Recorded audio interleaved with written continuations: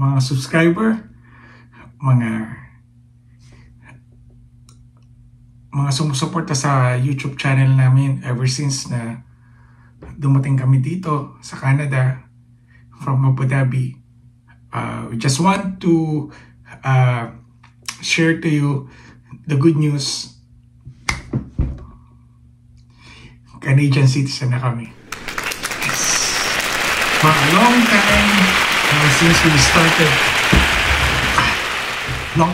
since we started dreaming na pumunta dito sa Canada during our stay in Abu Dhabi, United Arab Emirates. Nangarap kami na pumunta dito sa Canada, nagplano, nag-research, and now finally nandito, nakuha na namin ang isa sa biggest achievement namin as immigrant dito sa Canada. So back forward muna tayo, balikan muna natin sa mga bago pa lang dito sa YouTube channel namin at sa mga subscriber namin ever since na nag-start itong YouTube channel namin last 2019, October 2019 na nagland kami dito sa Manitoba, dito sa Winnipeg, and it was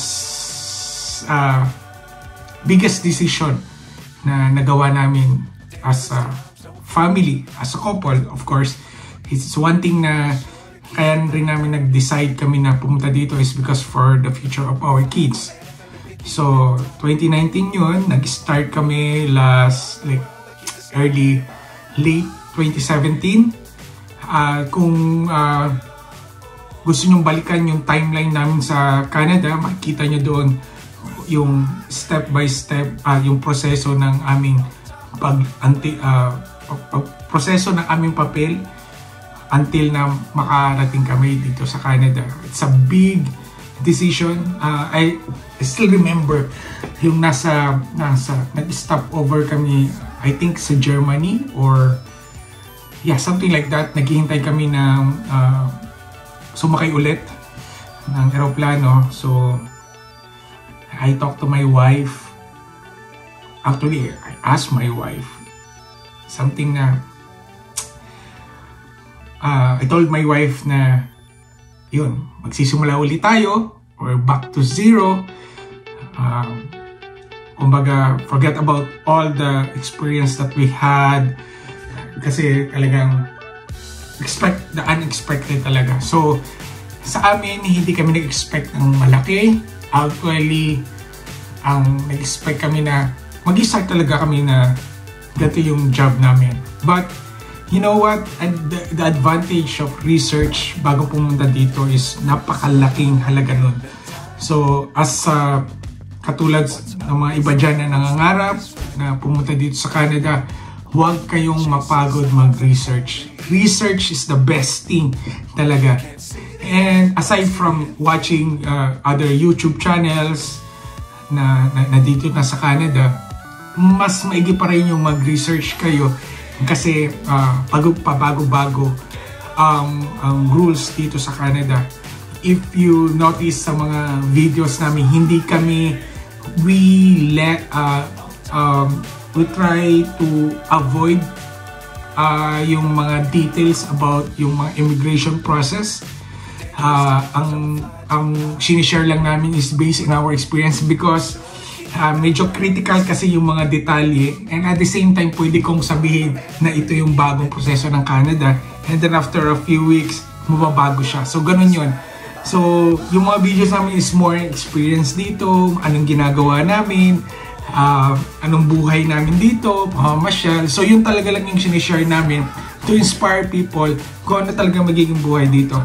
About other details about the processing, ibibigay na namin yun sa mga ibang nag-YouTube or ibang mga nagba-vlog, kasi we don't want to give misinformation, and I don't want also other people na mag-expect ng sobrang taas na expectation pagkatapos na mag-land dito sa Canada. So Yun ang one of the reasons.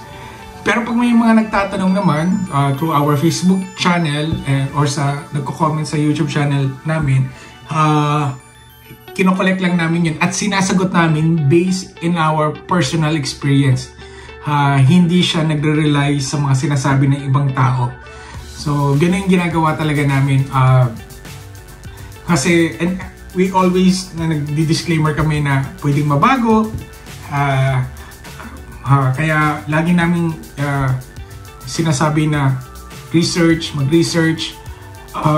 Kasi kapag nagtanong ka sa mga tao dito na matatagal na, believe me, ibang-iba yung magiging sagot nila compare sa mga bagong dating at compare sa mga talagang nagtatrabaho sa mga immigration process. So, mas maganda na mag-research ka and then you have to compare kung ano ba talaga yung and yun ang ginawa talaga namin. Kumbaga, nasa Abu Dhabi pa lang kami. Pinaplano talaga namin. Ang main goal is makakuha ng bahay. After that, makakuha ng sasakyan. Of course, ang main goal na makahanap ng trabaho talaga. So, when we arrived October 25, 2019 dito sa Winnipeg, nakitira muna kami for the past 6 months, more or less 6 to 7 months sa kapatid ko. And we took advantage na habang nadudoon kami is nag-iipon din kami. Although may ipon naman kami ng konti, but nag-iipon kami for the down payment for the house. Kasi yun talagang gusto namin, makahanap ng work and at the same time, bahay talaga. Kaya namin tising mag-bus kahit malamig kasi yun muna yung focus namin. Bahay. Okay? Madali nang maghanap ng sasakyan because pag may bahay ka na, maganda approval. Mabilis ang approval pag may sasakyan ka na. And gaya na sinabi ko sa mga .com vlog, pag may sasakyan ka, there's a small chance na makakuha ka ng bahay kasi ang sasakyan is liability. So kung na-approve ka man, maliit lang yung halaga na ibibigay sa iyo, yung approval yung approval mo para makukuha ka ng bahay. So yun talagang pinaka main goal namin. So luckily, during the pandemic, it's a blessing in disguise rin yung pandemic dahil bumagsak yung real estate market dito sa buong Canada. I think sa buong mundo naman naapektuhan. So bumaba yung interest rate, bumaba yung mga bahay, everything was isang mga businesses shut down talaga. So it's a blessing disguise na nakahanap kami ng bahay na yung tinatawag natin starter home, and then ayun, nakakuha kami ng bahay. And then August, it was June 2020 yung after 7 months nakakuha kami ng bahay, and then August 2020 nakakuha naman kami ng sasakyan. And then other than that, magandang mga blessings yung dumating. Yung asawa ko is, unang job niya is nakakuha agad siya ng government position through agency muna.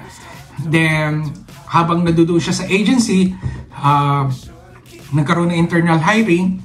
So nag-apply siya, then inabsorb siya.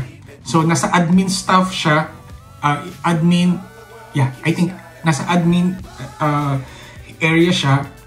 And then she decided na gusto niya talagang yung i-master or gawin yung talagang pinag-aralan niya, which is accounting. So nag-apply siya ng accounting sa ibang company, na approve siya, natanggap siya.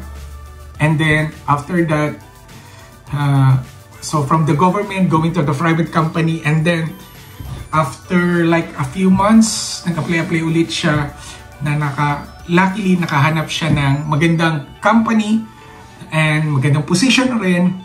And then the good thing is, provided ng company yung education, like yung pagkuha niya ng license as a certified public accountant. Until now is nag-aaral pa rin siya kasi malaki, mahabang, I think 6 modules yung para mapag-aralan mo, maipasa mo pala to able to get the license. So ako naman, nag-start ako, I'm very proud na nag-start ako as, nag-start rin ako ng minimum wage. Okay, actually, na-experience ko rin yung ma-shutdown yung company, yung pabrika ng paggawaan ng jacket. Doon pa lang ako, mga 2 months, 3 months pa lang ako doon, then nag-shutdown because of the COVID. But although provided naman ng government yung ayuda, which is $500 a week, pero I don't want to rely on that kasi number one rin na sobrang boring na nila sa bahay lang na wala kang ginagawa.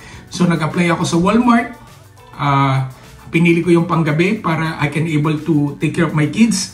Hindi ko na kailangang gumastos ng daycare. Ever since naman yun talagang plano namin mag-asawa, isa sa amin ang magpapanggabi at isa ang magpapang-umaga para alingin na kami sa pag-aalaga sa mga bata. So, ayun nga, nag-apply ako sa Walmart, natanggap naman ako kasi kailangan nila during the pandemic, nangangailangan sila ng tao. And then, nagtagal ako ng more than 1.5 year. And then I told myself na I don't want to stick talaga dun sa work na yun. Kasi pag medyo na-stick ka ng matagal, nakapaghinayang na umalis kasi nag-spend ka na ng maraming taon. So I applied in the production company. Isang malaking production company. I applied. The good thing is, basta may Canadian experience ka na. Ang kagandahan dito kasi sa Canada, it doesn't matter kung related ba yung job mo, yung past job mo sa current job vacancy na gusto mong applyan. Ang tinatanong lang nila, willing ka bang matuto at willing ka bang magtrabaho ng ganito? And then I say, yes. And then natanggap ako. Good rate, maganda yung benefits, and then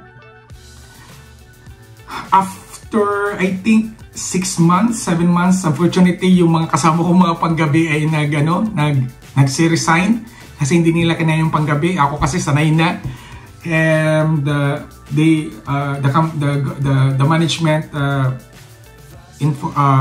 told me na kung okay lang ba ng panghapon ako, which is 3 p.m. to 12 midnight, which is I agreed naman, but I told them na yung may situation na hinahatid ko pa yung asawa ko, sinusundo ko pa yung asawa ko, then and yung mga bata sa school. So sobrang naman sila, napaka supportive sa mga ganun. So hinayaan nila na okay, kahit hindi ka pumasok ng 3, pasok ka ng 5 to 12. But mga siguro mga 2 months, 3 months okay sa akin yun, but medyo na-realize ko na medyo nawawalan ako ng oras. Kulang ako sa oras, hindi ko na ako complete yung 40 hours a week. Then nag-apply uli ako sa production, isang manufacturing company. And then natanggap ulit ako. So yung previous job ko, which is not related rin ulit, and isa rin ang tanong, willing ka bang matuto? Willing ka ba sa job na to? Willing ka bang magtrabaho ng ganitong job?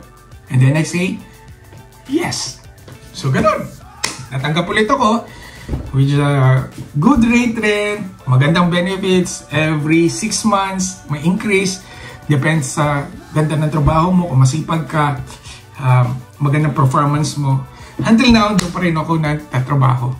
So, asawa ko until now, nakapasa na siya ng first stage, so mayroon pang 5 stage para makuha niya yung license niya.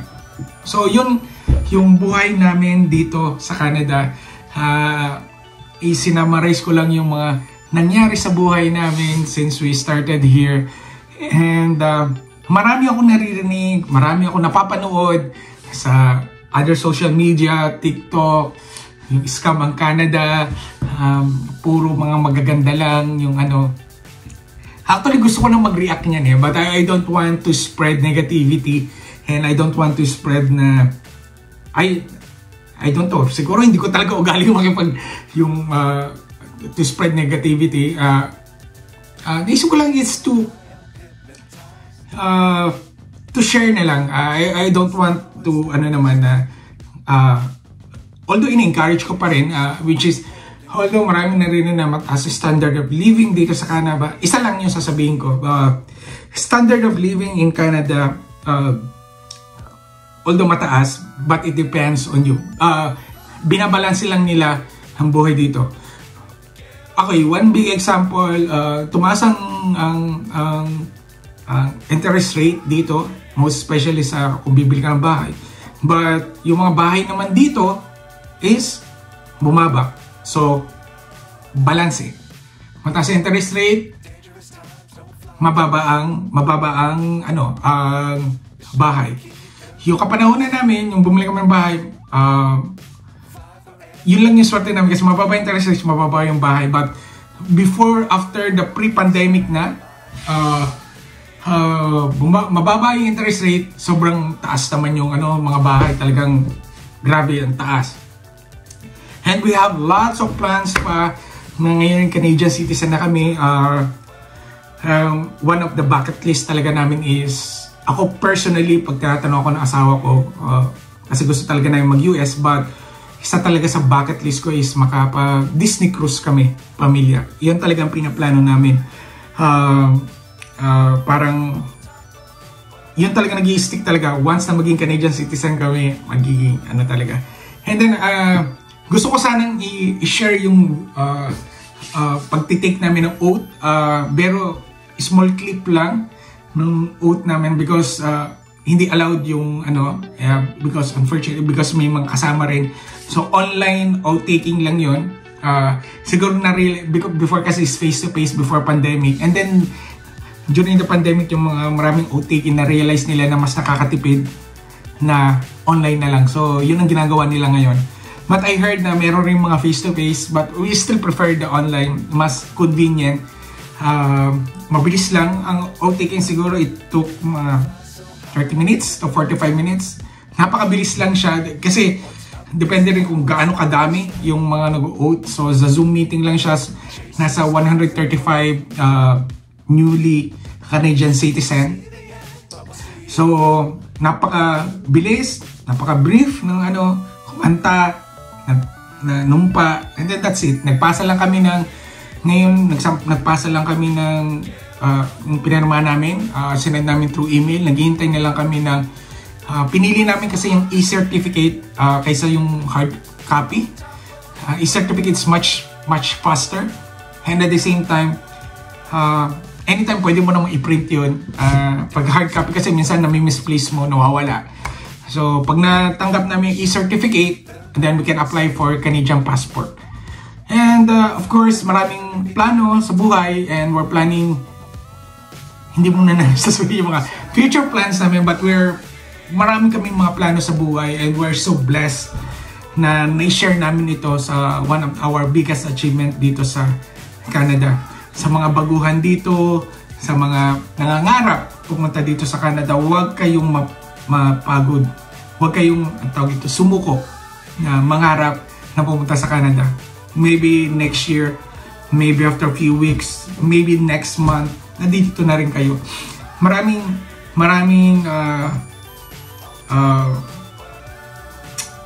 I think marami kayong mapapanood na magpapa-inspire sa inyo na pumunta dito.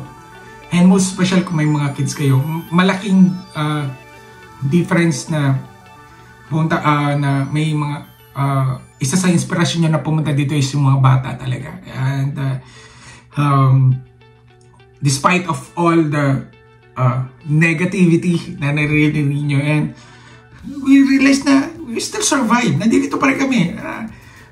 Sa awa ng Diyos, hindi naman kami nagigipit.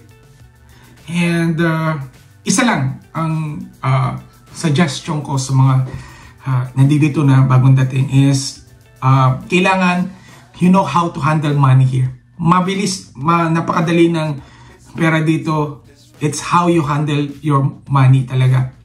So, ito talaga very accurate, and 10 out of 10 Filipinos may na tayo sa financial literacy talaga.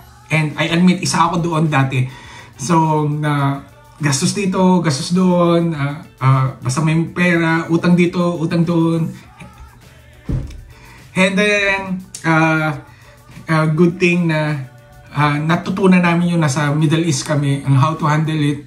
We have to, I think na-share namin sa mga videos namin yung paano namin nakuha yung mataas na credit score is once ginagamit yung credit card, pag due date na, binabayaran na talaga namin ng full. Wala kami iniiwan. Sinizero namin talaga yun.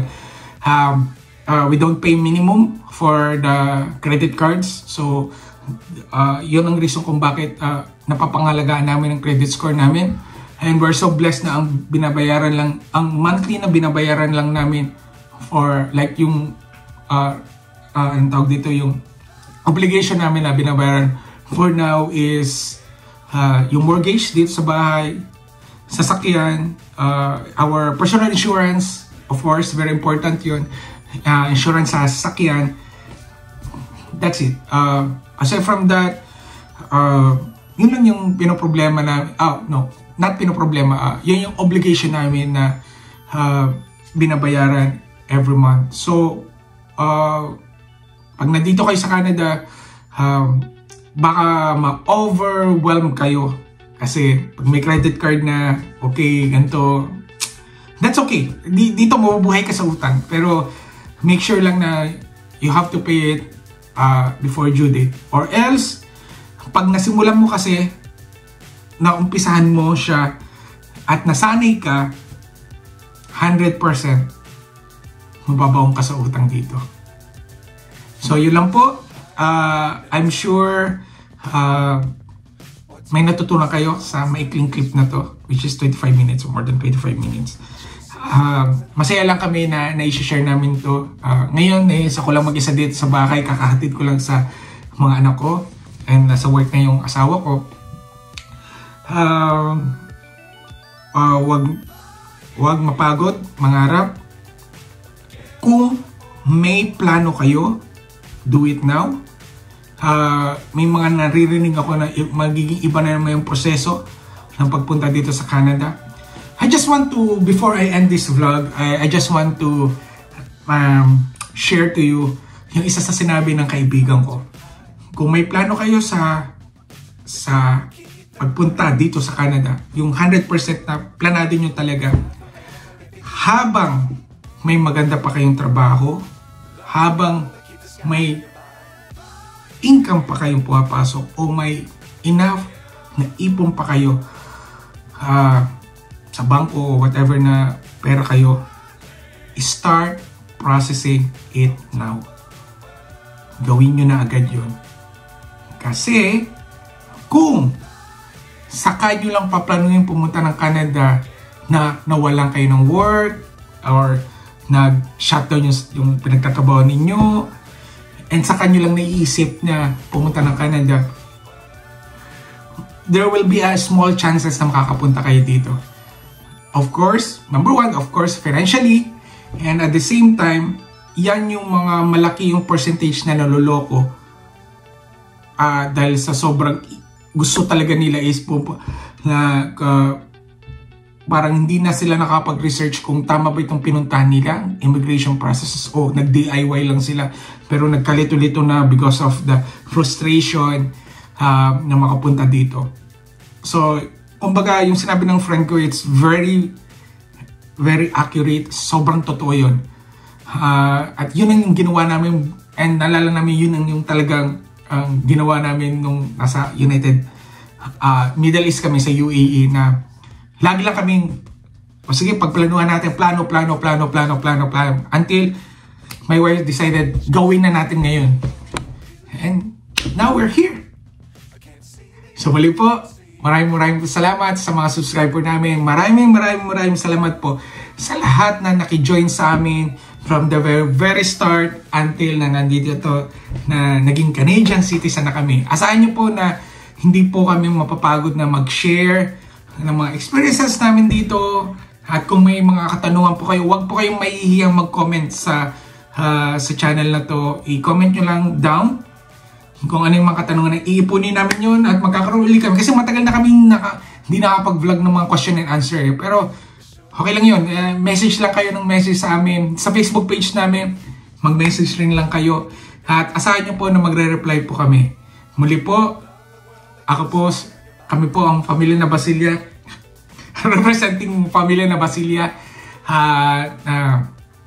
Nagsasabi na mag-ingat po kayo palagi. And may God continue to bless you. Alagaan ang mga sarili po at huwag kayong mapagod mangarap pumunta dito sa Canada. Maraming salamat at magkita-kita muli tayo sa susunod na mga vlog. Bye! Magandang buhay mga kapatid. Today is the isa sa memorable na araw kasi today is mag-oath taking na kami! Alam mo naman, pinagandaan ko polo shirt pero naka-boxer. So, kasi Zoom lang naman ang oath taking. So, hindi kailangan lang pag nakaharap sa, ano ang tawag doon, love? Oath taking mo, officer? Sa officer na kakausap sa amin is dapat at least naka-formal dress kami. So, ngayon is September 11. Siguro 1:30 nang magwa-1 na ng tanghali, and then 1:30 yung ready for Zoom para to pick up para sa aming oath taking, online oath taking ceremony. Ayan. So parang kailan lang na dumating kami dito, October 2019 from Abu Dhabi. Tapos now after 2000. Ano ba? After 3 years. 4 years. 4 years? 4 years from October. Magpo 4 years pala this coming October. So almost 3.5 year. Ngayon Canadian citizen na kami. Start the process March. Yeah. Nag-start kami mag-process ng citizenship last March. Naka-receive kami ng for exam is August, right? July. Tapos ayun, naka-receive kami ng notification for nung nakapasa kami is receive kami notification for oath taking schedule last week, I think. Last week yun. And then now itong suot ko, tanda ko pa, dala-dala ko pa ito galing Abu Dhabi for mga interview. Ayan. Kaya napaka-memorable. Ayan. Kada interview, ito lang laging suot ko. Ayan. So, and then at the same time, wala naman talaga akong polo shirt, gantong polo, short sleeve. Polo short sleeve na ano. So, ito, nakatabi lang talaga to pag may mga special occasion. Ayan. Yan lang yung sinusuot ko. Ngayon, dahil I think, naalala ko, ito yung suot ko nung first job interview ko sa The Source. Yan. Natanda ko yung The Source. Unang interview ko yun, job interview. Pero, hindi ako tinawagan. So, that's okay. Yan. Yan. Ngayon,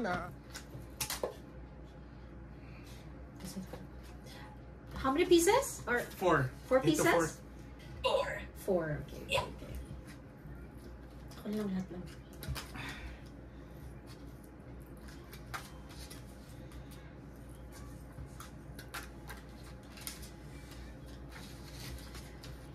Okay, this is for my husband. Excellent.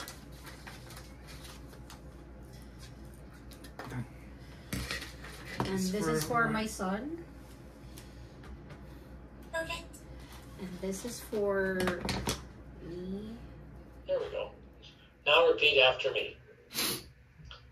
Je jure. Je jure.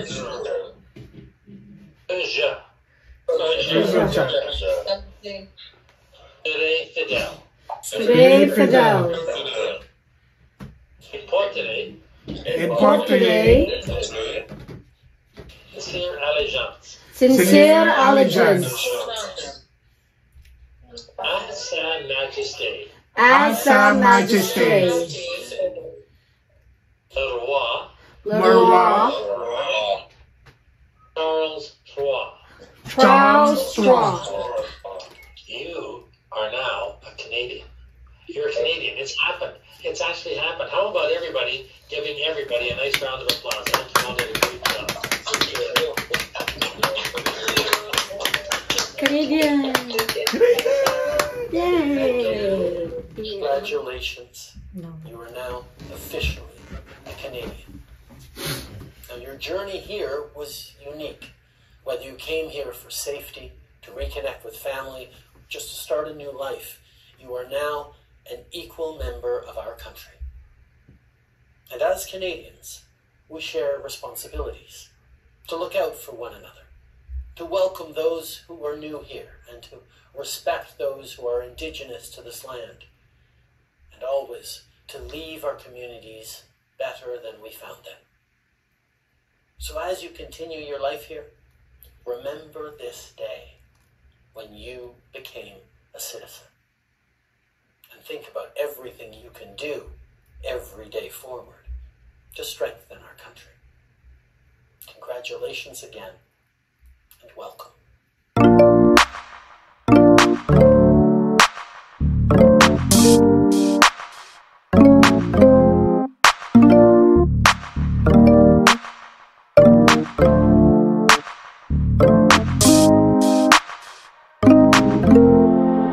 So I just got a hit, boy.